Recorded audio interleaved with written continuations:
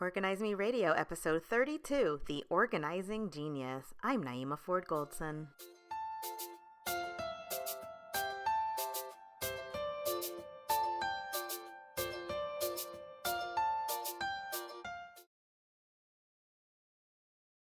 Hi, everyone. Welcome to Organize Me Radio. I'm Naeemah Ford Goldson, and today's guest is Li McGi, and she is the owner of The Organizing Genius. Welcome, Li.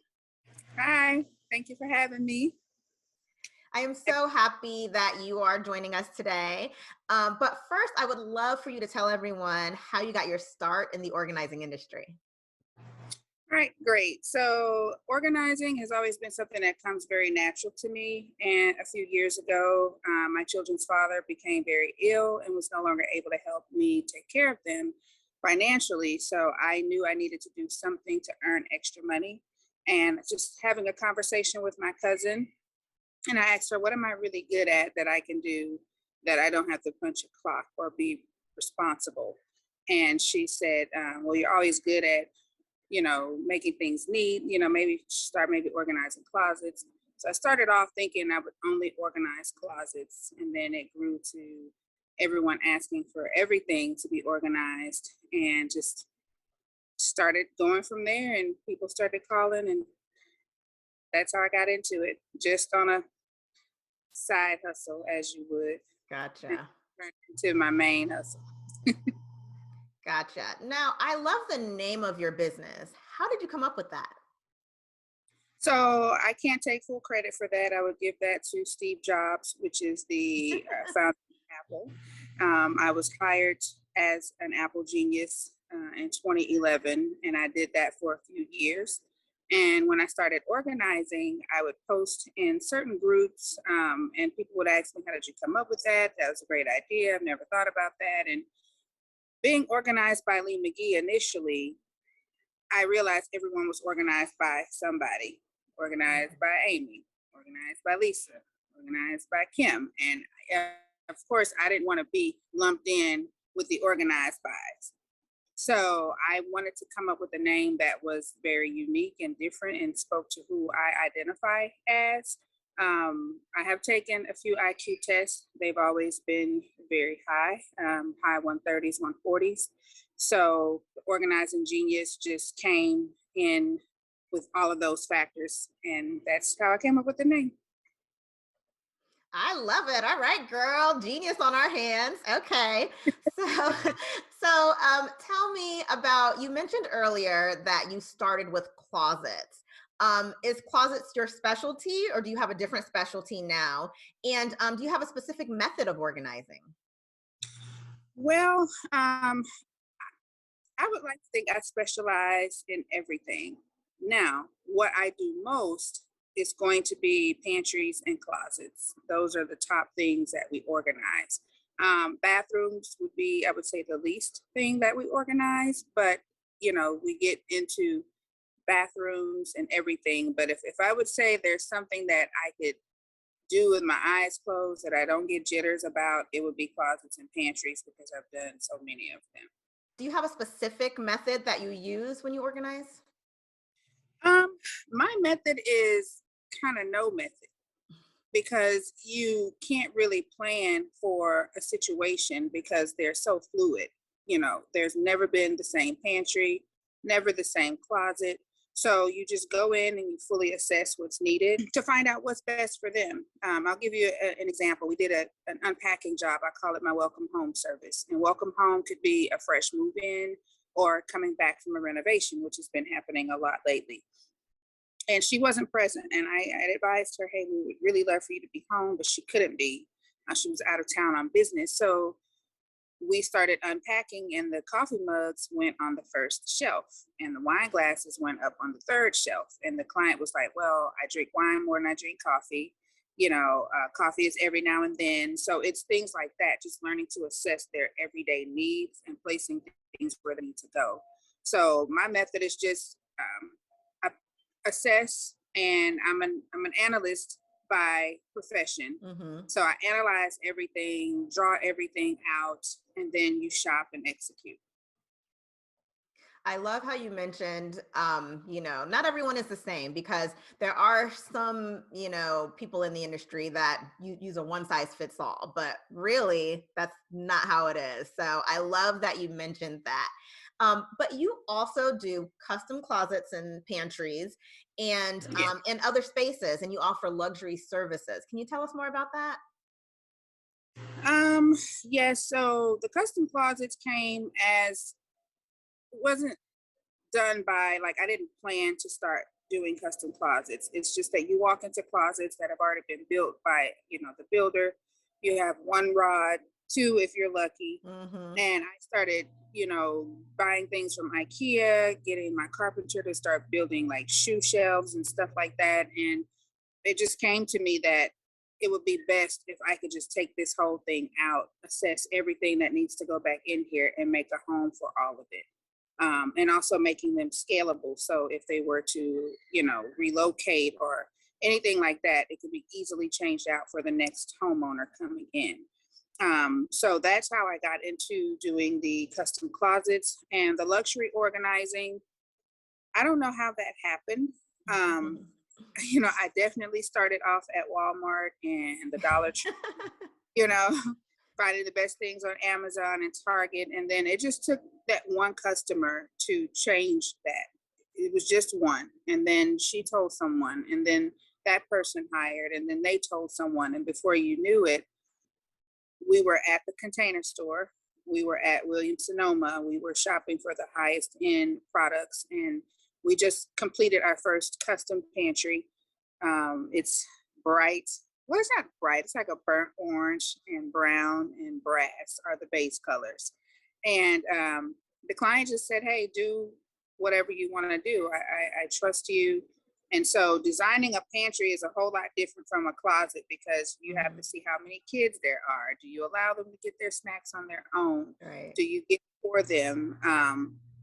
And so the luxury line, it just happened because word of mouth. Pretty Gotcha. takes, like I said, it takes one person, and it just spread like wildfire because their friends started coming over. And you know how we do. Our friends have something nice. And we're like, where'd you get this? Oh, call the Right. organizer. So that's how that started. Now, I love that you mentioned that pantry that you did because I love your Instagram, first of all. I love the stuff that you do. I saw that pantry. I love the color orange. Orange was one of my wedding colors. Burnt orange was like the main wedding color. So I saw that and I was like, this is so beautiful. So I would have to say, from your feed and your designs, I feel like that's my favorite out of your designs. But do you have a favorite? Um, I do, but it is not out yet. So I would say my favorites up to now would have to be the Tamara Bradshaw closet. It's just exudes elegance and class and that high end look that she really, really wanted. And I'm glad we were able to collab with her and get it executed. So when I show people my work, I go to that video a lot. So I would have to say that's my favorite. But there is a closet. So be on the lookout that I am presenting to a client that is over the top. And so you also travel with your business. How does that work out? How does that work out with your local clients, with your family? Tell me a little bit more about that because I can't even imagine. I'd be exhausted. But how does it work for you? So traveling is a lot of extra work because you have to cross all of your T's and dot all of your I's. Usually it takes at least two visits. The initial visit to assess everything that's needed, measure everything, take all the photos. And then you start sourcing and shopping for products and shipping things to their home. And then you go back and you spend the longest we've spent out was 8 days. And that is a little bit hard, but there's FaceTime. You can call your family. I have a good support system. My children are older, the youngest being 15. So my older son helps with the younger one, and my mom helps with the younger one. And then the local clients, like we are traveling next week for a week, the schedule just gets blocked off and we schedule around that and we set expectations that, hey, we're going to be gone the full last week of October. We'll be back the first week of November, and I've already booked like the first 3 weeks of November because people are like, you're always leaving us. And I'm like, no, Houston is my base. That is my home. I'm always going to do everything I can, but I'm getting calls, out of the state. And, I think what we do is special. It's much needed. There's not a lot of people like us organizers. And some of these little small towns like Las Vegas, New Mexico, not Nevada, Las Vegas, New Mexico, which is 2 hours up in the mountains from Albuquerque. And there's no one out there like us. So they brought us to organize a good bit of the home. So, but that's how it works. You plan like a vacation and let people know I'm leaving on this day. I'll be back on this day. And then we try to let people know where we're going, that we'll be there. So if we have time, we can come and maybe organize something quick, a junk drawer or under the bathroom, cabinet, something like that. When we're there. So then what would you say are the benefits of traveling? And then do you have any challenges with it? Yes, the benefits are, of course, seeing more places, getting the exposure out of your city, because ultimately I would like to grow the organizing genius into something more on a national scale. I have a few people in Atlanta already that are kind of ready to be Team Genius ATL. So that's the benefit of traveling and meeting so many people and just different foods and stuff like that. Yeah, I like food. Coming from Houston, we're a multicultural city. So seeing, places to go out and have a good time is great. The challenges is, kind of how I mentioned earlier, planning. You can't come back tomorrow. You can't go run to the Container Store and grab a bin and come back. So in cases like New Mexico, being there for 6 days, there were some things she wanted that we could not get our hands on when it was time to go. There were some things that I discovered after I was gone that she wanted. So typically with that, I make a list. I give them a diagram or detailed instructions or a video call on how to implement those things in our absence. So what are some of your favorite organizing products? Anything that's see-through, anything that's see-through. I mean, that's, you guys know, if it's acrylic, if it's glass, if it's high quality plastic, if it's silicone, even I have clear screws, believe it or not. Oh, wow. Anything, yeah, clear screws, clear shelf holders, and out of the clear, Lazy Susan, hands down. Anything that's been around, like you can't miss me with anything that spins. Especially there's one that's really big. It's 18-inch. I call it the wagon wheel. And it's great for that awkward space at the very top of like your stove combination, that top cabinet. Like we did one and we put the family's medication up there. And then each person got a name on each of the divided sections. So you can just spin to that person's section and grab their medication. So turntables and risers, like can risers, like anything that's like a stadium type seat, I like. Love it. Okay. So can you also tell me, what is your greatest achievement? Greatest achievement as a professional organizer, I have a lot of them. But the first one is starting. So many people want to do things and they just want to do things. They don't do things. Does that make sense? Oh, yeah. And then I would say the biggest achievement, aside from starting, is expansion. Growing the business into multiple areas. So not just organizing items and things, going into the retail market. We've organized 2 warehouses and a retail store. So, and the Closet Genius, I would say is my baby. That is what I love to do.